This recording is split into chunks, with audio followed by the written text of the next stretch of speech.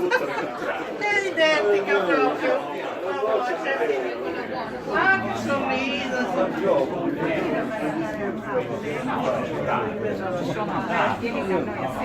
Dopo ce l'ho,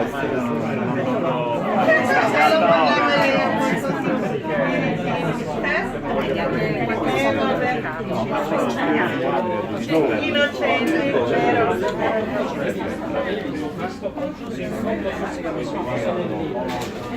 Forse nella foto che va a